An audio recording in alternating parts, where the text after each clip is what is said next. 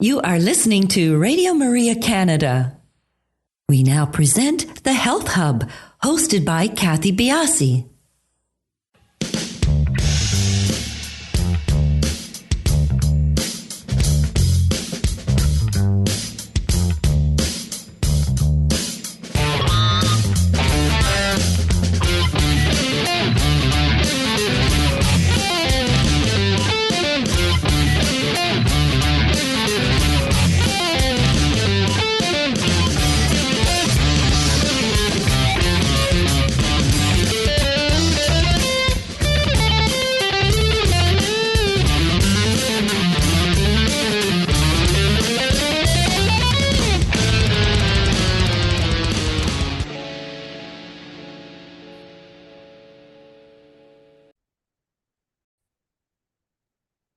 Welcome to the Health Hub on Radio Maria Canada, exploring cutting-edge health and wellness information and therapies, helping you to take your health to the next level. I am your host, Kathy Biasi, and I'm a holistic nutritionist and a professional cancer coach. Today on the Health Hub, we welcome back our friend, Dr. Lloyd Sederer, to talk about his new book, Caught in the Crosshairs of American Healthcare. This is the inspiring true story of how a small group of dedicated leaders achieved radical change to save McLean, Harvard's historic psychiatric hospital. Drawing parallels to our Canadian system, we talk about how McLean Hospital is a microcosm for what is wrong in healthcare today, why we need a new direction in healthcare, and the need for transformational leadership in the healthcare system. Dr. Sederer is a psychiatrist, public health doctor, and nonfiction writer. He has been the chief medical officer of McLean, a Harvard teaching hospital, the medical editor for mental health for the Huffpost, and a contributing writer for U.S. News and World Report, Psychology Today, and the New York Journal of Books. The commissioner of mental health for New York City, and the chief medical officer for the New York State Office of Mental Health, the largest state mental health agency in the country. Lloyd taught medical writing for the lay public for 17 sequential semesters at Columbia Medical School and continues to do so at the Columbia School of Public Health, where he holds his faculty appointment. He has published 14 books, 7 for professional audiences and 7 for the general public. He has also written about 500 print and online articles for medical journals and opinions, op-eds, blogs, and film streaming book reviews for general audiences. And of a real interesting note, Lloyd and his wife completed the 1,600-kilometer Santiago de Compostela pilgrimage trail from south central France over the Pyrenees on the Napoleon Trail.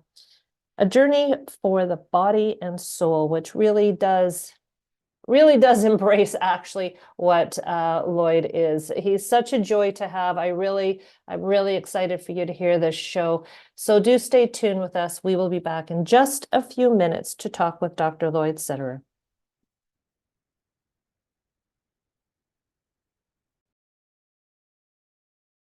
You are listening to Radio Maria Canada.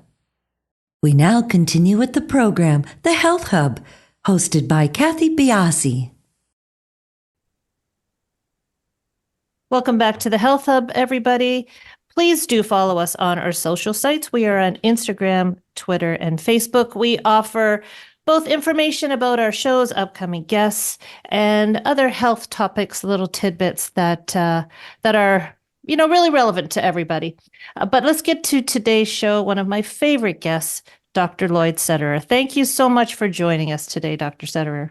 Lloyd, please, as we usually speak to each other, and I'm delighted to be back and very honored to be on your program, which I think gives great messages and teachings to people who are looking to better their lives. Thank you, Lloyd. Now, you're a man of action, you're a man of study, and a prolific writer.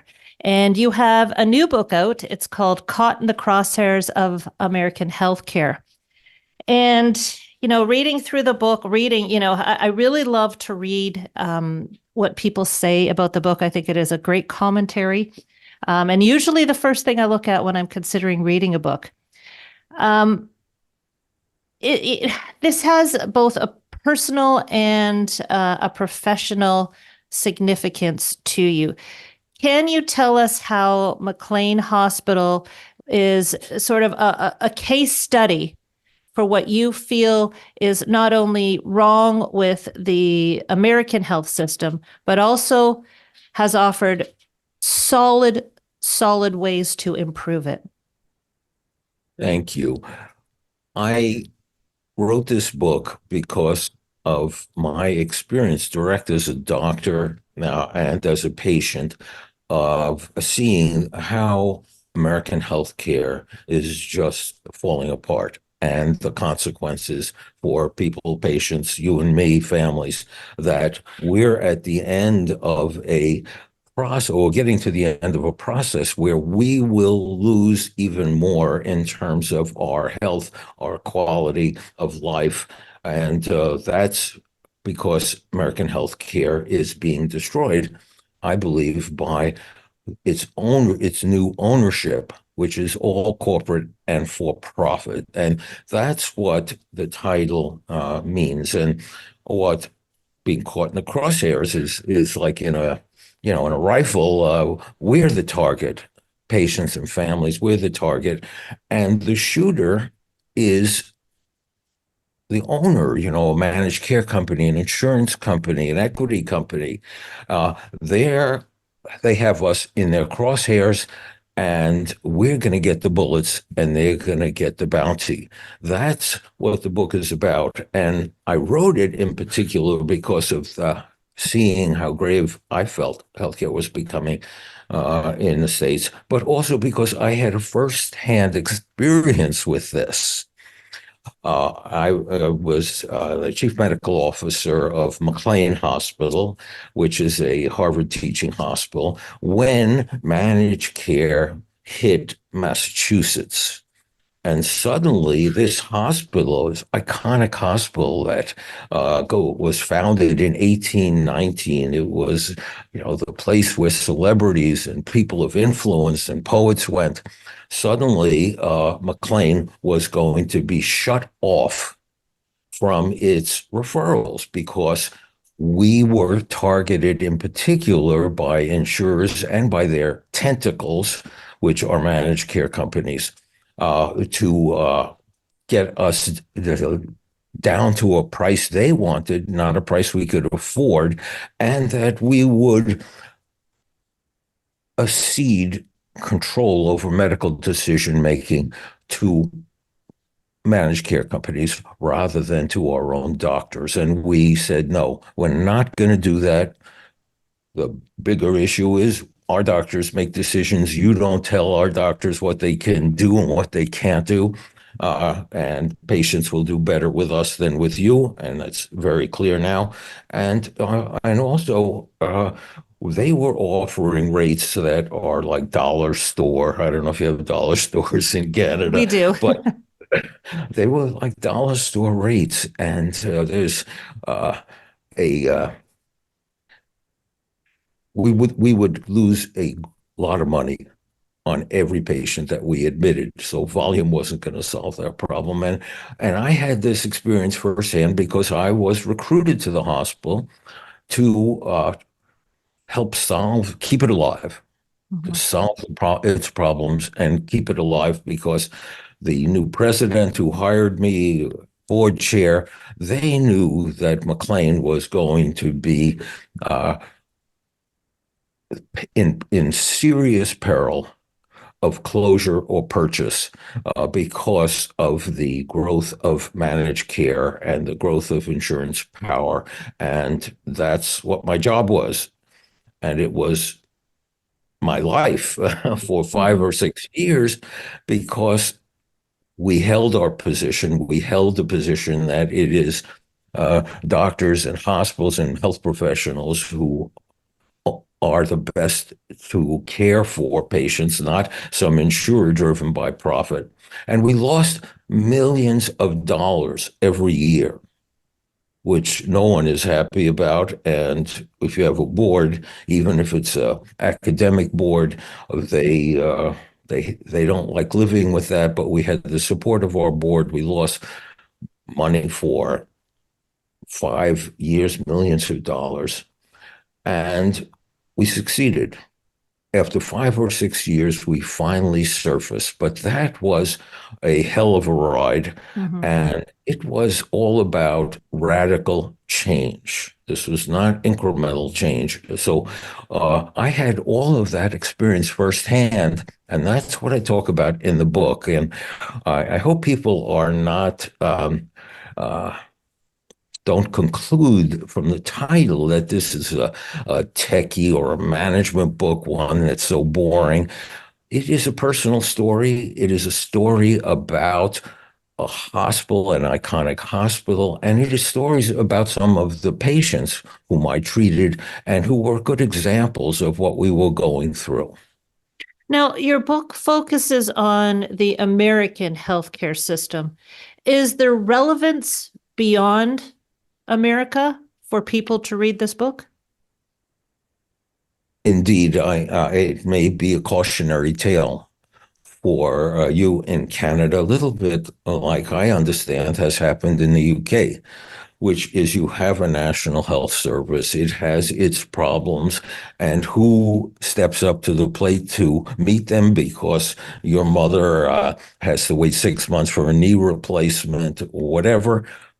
Private healthcare steps Mhm. up. And Mhm. private healthcare is owned by for-profit corporations, whether these are hospitals or insurance companies, doesn't matter. But to the extent that the Canadian people think, well, I just need an alternative here, and the alternative is privatization, and privatization is what is killing American healthcare. So, what is your model for a successful healthcare system? Because you have the private system, we have our national system. We are tending towards wanting more privatization, and you are tending the other way. Where is the middle ground where success in healthcare can rest? Yeah, I have no animus. I'm not against corporations.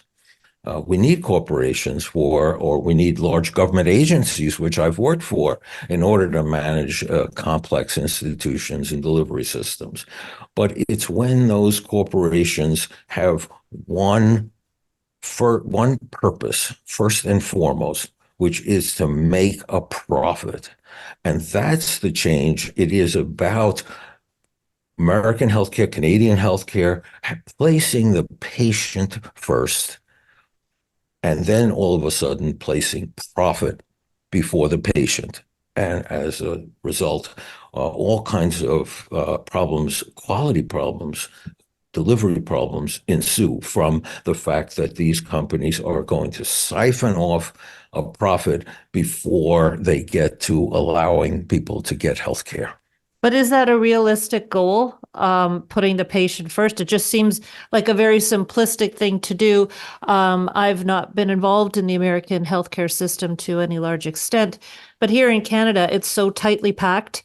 Waiting times can be excessively long, and putting the patient first just seems so far away from what can't. And it's not a decision, I don't think, by our medical system to say we're not putting the patient first. I think it's so entrenched in how the system operates. It just seems so far-fetched to be able to put the patient first. I don't see any other way of providing quality care, because once you put some other objective first, that is subordinated to the first objective. But is it unrealistic? I don't think so, and that's what the book presents as a type of Harvard Business case study, because we held to those principles, to those values, and we succeeded. And I think that I know it's not easy, but to the extent that your doctors, your nurses, your clinicians are in a system that they feel is not serving the people they mean to serve, that's what's called a moral injury. which is not living up to your own standards, not just the standards that are set for you, but your own standards of how a patient or family should be served. But you're doing it because you're loyal, because you're a citizen, for whatever you need the job, for whatever reason. But you're then living with the experience of, I'm not living up to my own standards as a doctor or a nurse or as a health professional. Well, what was the model that you and your group put together to save McLean Hospital? Well, McLean Hospital's model of care, when I got there, it was not good, was not a good model.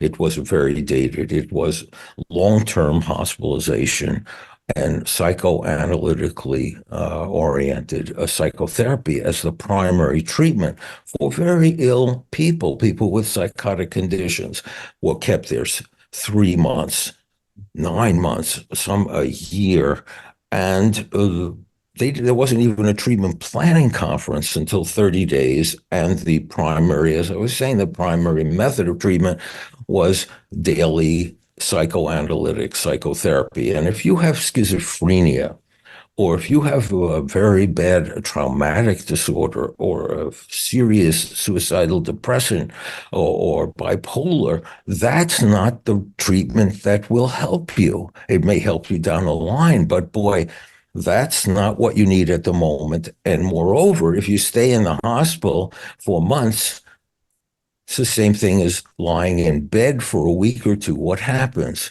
Your functions diminish, your muscles waste, your functioning decreases. And so long-term hospitalization in itself can be very damaging to people's capacity to function. And then they're getting a treatment that's not going to work. That was the big discovery. I had no idea that it was as ingrained there as it was, but we had to get rid of that model of care, and we had to change it to what was much more of a acute care model, which is that within 2 weeks or so, we would have done really proper diagnosis, began a good treatment that was determined by our clinicians, not by somebody at the end of a 1-800 number or whatever the Canadian equivalent is. And that model is ubiquitous at this point, I think, in many countries, which is that the acute care, the hospital, is for beginning, for stabilization, and then for connection to community services. There's a very big emphasis on families. And these are the elements of the model that we were going to institute, and we did. So we're almost talking about a complete overhaul of the medical system, where you want as short a term as possible. I think everyone would want this anyways, as short a term in hospital as possible, and then movement out to secondary care, which would almost indicate to me that there will be more of a reliance on family caregivers, which would, almost put a different type of stressor.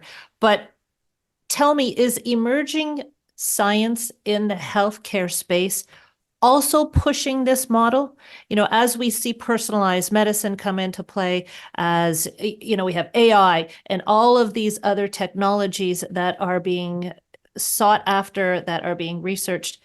Do you think with this movement in the healthcare space that it will push the model that you're looking so hard to put out there in the American healthcare space? Well, you raised two different concepts. One is personalized medicine, and the other is artificial intelligence, chat GPT type of thing, only evolved 10 times. These are personalized medicine. I think people can understand as that their treatment is customized to who they are, rather than, well, here are the different medications, but that the science will progress to being able to identify biologically, what is more likely to succeed with somebody that's taken from certain blood tests that they have, from DNA samples, from imaging of their brain? That's personalized medicine, and I think that's in all of our interests. And it's not going to be cheap, but in the end, it's going to be more affordable because it'll do more specific that is specific to the person. Artificial intelligence is the new really hot kid on the block. And there's no stopping it at this point. It's taking off like a rocket at this point in our country. I don't know if in Canada, but wherever it can plant its roots, it will, because it has so much promise. It promises to reduce the burden to doctors and nurses or the healthcare. It promises to shorten or make more effective the treatment itself by selecting what a person needs, almost as if it's personalized medicine. And it offers falsely that it will save money. You don't think it will save money? I think that it could, but I like to think of this in a metaphorical way, which is he who pays the piper calls the tune. And artificial intelligence is a tune, it's a program. But who's paying that piper? Is it a gazillion-dollar healthcare insurer? Is it private investors? Or even in the US and in Canada, is it the central government? Is it the federal government? Because government is just as concerned about prices going up and about unrest among citizens, because they have to wait 6 months or a year for this, and they have denied this medicine.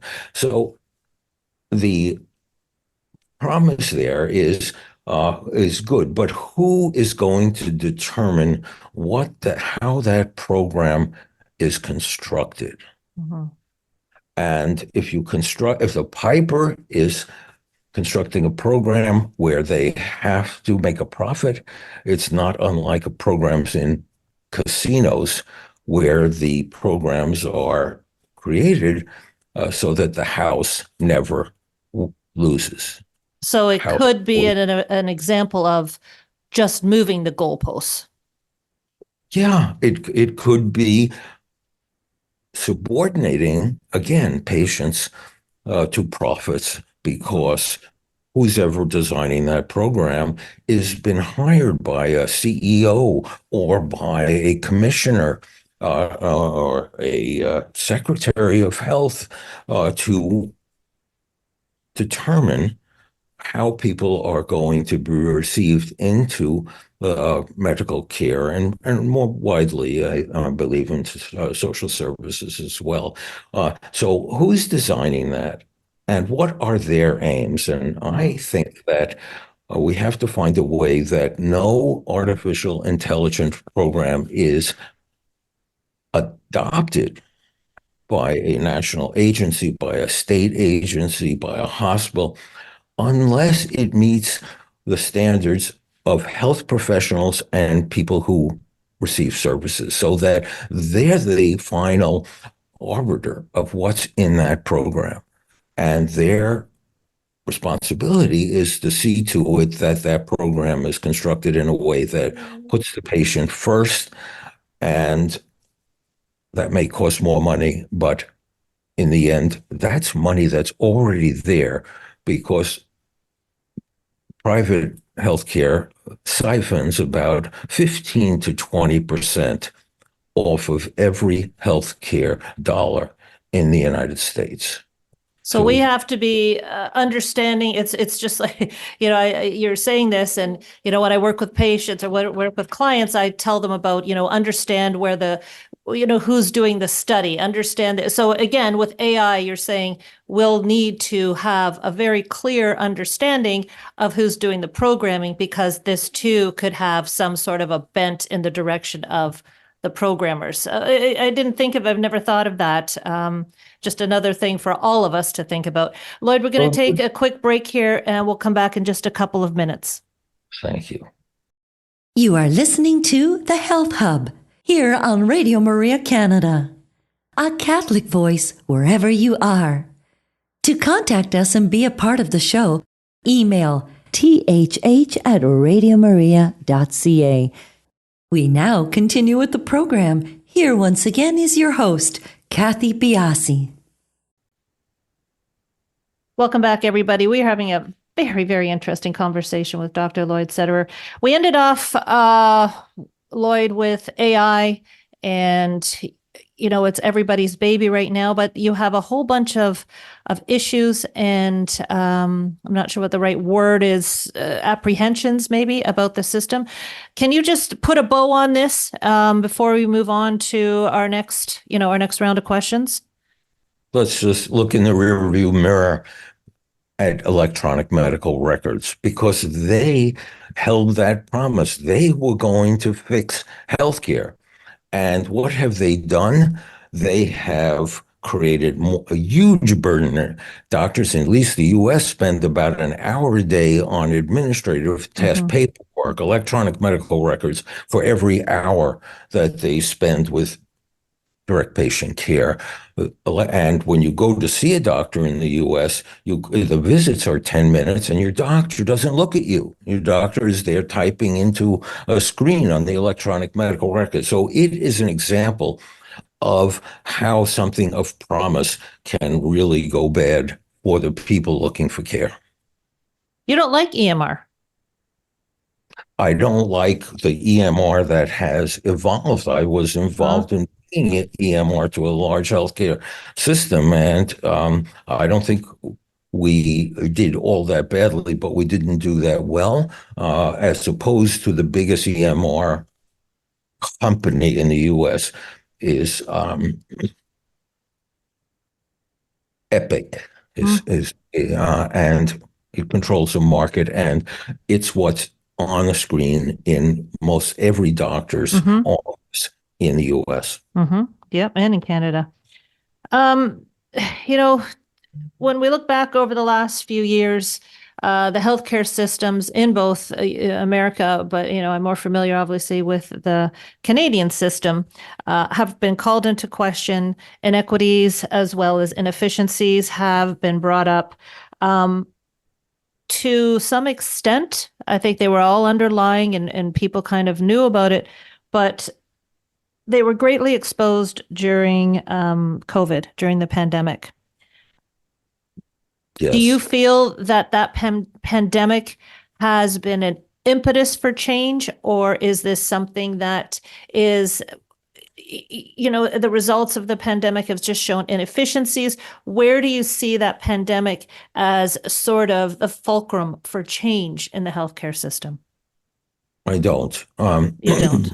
Okay. No, that all this was revealed, but has not resulted in any substantive change.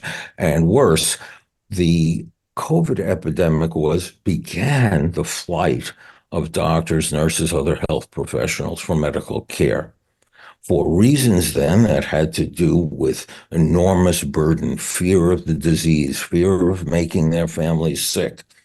That's when the workforce, the healthcare workforce, began to decrease, began to become so that it gets really hard to have an appointment, that it really burdens those who stay, because those who have left have no coverage or are not providing coverage. So the COVID introduced the flight, and COVID unearthed all kinds of terrible inequities, and it should have been the kind of warning that you're talking about, which is that it propels change. That didn't happen. And in fact, so after COVID, now we don't see, at least in the States, any diminution in healthcare professionals fleeing healthcare, that the workforce is diminished everywhere. When you go to try to get an outpatient appointment, you try to get some procedure done in a hospital, you're up against the fact that they're inadequately staffed, which usually means that you'll be delayed, that you'll wait 6 months or a year for something that might otherwise be done in 30 or 60 days, like a knee replacement, for example. And that's what's happening. The workforce here in the States is profoundly being impacted in a negative way. Okay. Now, jumping back, I know we're going back and forth a bit here, but when it comes to radical change in the healthcare system, maybe this is a hybrid question, or maybe it's a melding of two questions, but in your own opinion and with your experiences, what is required for radical change? And do you believe in a social or government-funded healthcare system versus a privatization system? Or is it a hybrid of both? Can you elucidate what you feel is the best route for us to take? It's a great question. It is a government run, but not necessarily entirely government provided healthcare system. So federal government has the money and it has the regulatory control. But when it comes to running a hospital or a clinic in your neighborhood, it doesn't do that well. It does well when it hires not-for-profits in the states, NGOs, or some private organizations to deliver the care under the control. So it is a nationalized health system that pays and that regulates what is provided locally. That's the hybrid, and I don't see any way of or need to get away from bringing on very competent organizations, private organizations, to deliver care if they are held in check to care for patients and not just make profits. But still, you're always going to have the rich will get better access to the privatized portion of care. So if we're talking about nationalized hospital care, so you get your knee replacement, and then you need to go to therapy, which is the privatization part. This is just an example, which is the privatization part of it. We're still going to be left with, perhaps the air quotes, better clinicians going to the higher paid clinics. It just seems to be a no-win situation at some part of this system. That is what is at risk, and that left unchecked, that's where we're headed. We're headed, and Canada too, I must imagine, headed to a care system that none of us can live with, that we can't live with it as individuals and families, and health professionals can't live with it because it is morally objectionable. It doesn't meet their standards, that only the rich get PT and anybody else, people of color, they don't. That's a moral offense to somebody with values, and that's called moral injury, which is living and practicing in a system where you know you're not doing what is right and you stay with it because you are loyal.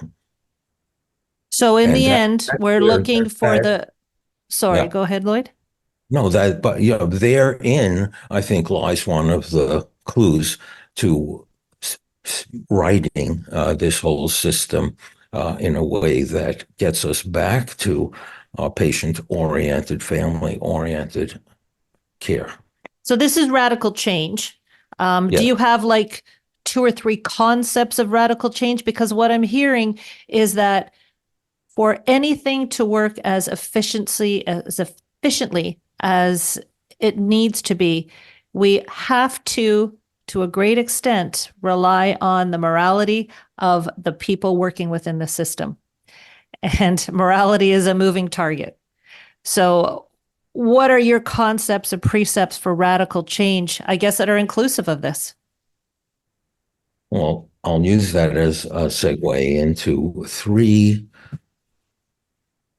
methods that can be used and that are within our grasp now, not in the states waiting for a miracle from the federal government. There are three things that we can start doing now. The first involves patients and their families. The second involves professions. And the third is judicial courts, not federal regulatory, but the courts in the states. So first, patients and families. We have to become demanding patients and demanding families. We are owed a certain amount of information, explanation. Doctor, why did you select this treatment? What can I expect from it? What will it cost? That's a demanding patient who is standing up for their own rights, and their family is with them supporting, or others. That, when that starts to spread, then unrest starts to spread because the doctors are going to want to respond to that, give patients answers, or if they dismiss them, then just become more of a hateful doctor or hateful health system. So demanding is not difficult. Demanding is standing up, advocating, and inquiring about your own care, and that needs to be widely happening as a first measure to tilt the system in the right direction. The second are professions. And here, I'm a doctor, I'll focus on doctors, but it applies to all manner of health professionals, that doctors have to unionize in the U.S. Because, really? Yes, because unionization gives them the weapon of striking. And if you want to strike at the heart of those people who are not doing the right thing, you stop doing it. You go on strike. The hospital shuts down. The clinic shuts down. What does that mean for them? That means their revenue, their profits begin to get eaten up. Striking is become, I think, essential. People have said to me, well, won't that be morally wrong for the doctor? Mm-hmm. They're already feeling morally wrong. What are they going to do to make a difference, to insist on a different way by which values are executed? That is by striking and by bringing these corporations, government agencies to the point where they can't function. And so they begin to change in response to what they need, which is healthcare delivery for a government and money for a corporation. That's striking. And the second is for professions are contracts. So a lot of healthcare in the U.S. is delivered by large doctor groups, and they have contracts with insurance companies, with managed care companies, with Medicare, the federal insurance for the elderly and disabled, large contracts. And one really good example of this happened very recently in Southern California. A very large doctor group, which had a big contract, the Medicare contract, did not renew its contract. And managed care company, Medicare, thought, oh, this is just, a ruse. And they didn't honor it. And then they stopped providing care to 30,000 patients who suddenly had no doctor because that doctor wasn't under contract to deliver care for them, and they had no place to go. That is radical change. That is disruption. And when things get bad enough, you have to go to what Gandhi, which is nonviolent methods of protesting, of insisting on change. Martin Luther King, that's within our grasp as well. And that's going to be a key part of change. So patients and families, professions, either by they're staying in the workforce, they're taking contracts. And the third, I don't know if there's what might be the Canadian equivalent, but in the States, courts have the capacity to appoint what's called a special master. And they do that when a company has repeatedly failed to deliver what it's doing or has been repeatedly fraudulent, cheat the government, as quite a number of these major insurers have to tune of billions of dollars every year, that the recipients of care, the patients, the families, the doctors say they bring this problem to court, and the court can appoint a special master, which essentially is a person through whom all those corporate decisions must be made. They become the conscience of the company, and they have enormous power to do so because they have the court behind them. And that has happened quite a number of times here in the United States, particularly in the prison and jail delivery system, a little bit in healthcare. And it was the way by which New York led the delivery of post 9/11 money to victims. There's a huge amount of money, and who was going to make sure that the victims got a fair shake? There was a special master appointed over a whole agency meant to deliver billions of dollars. Special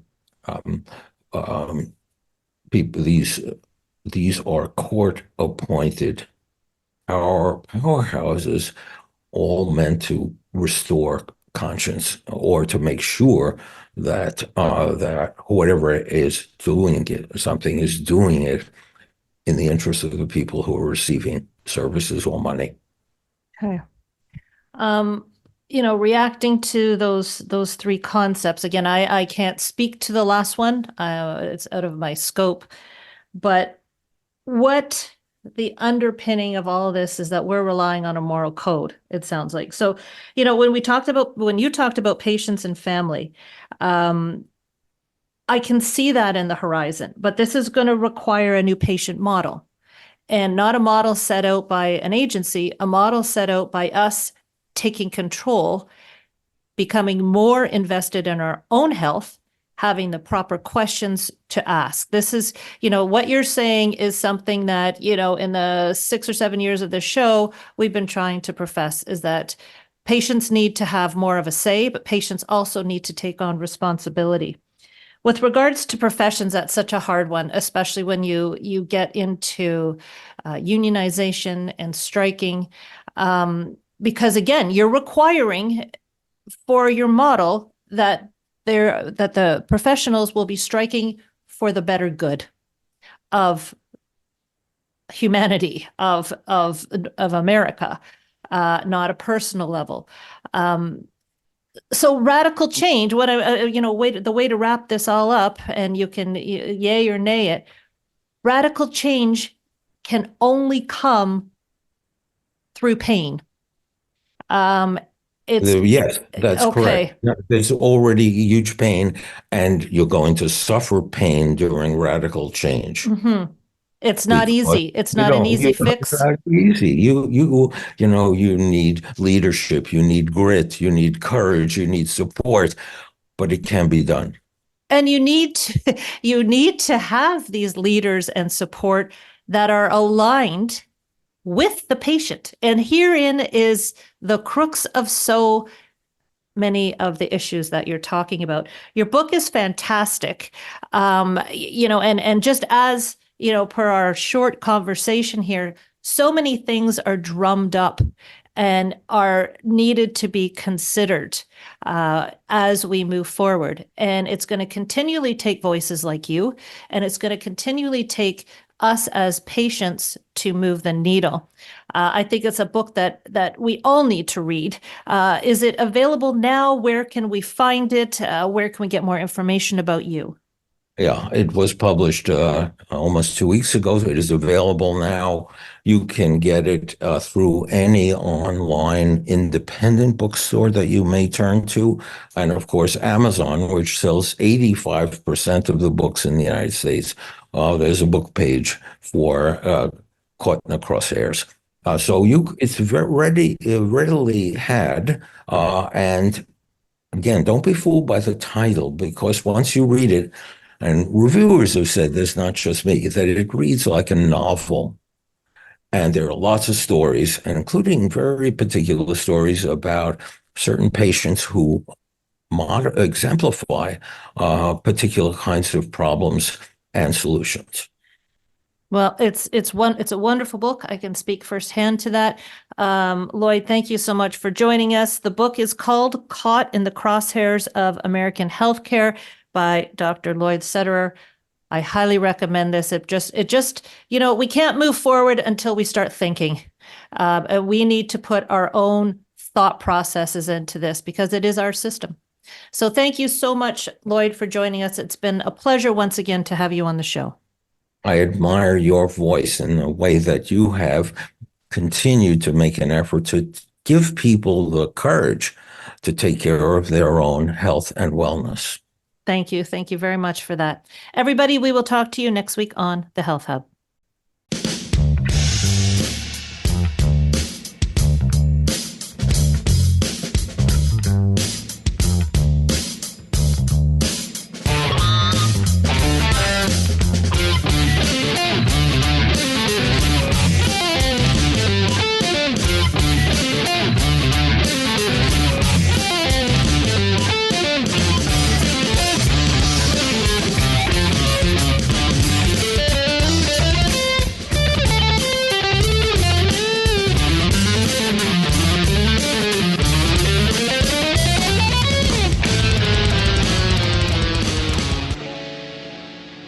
You have been listening to The Health Hub, hosted by Kathy Biasi, here on Radio Maria Canada.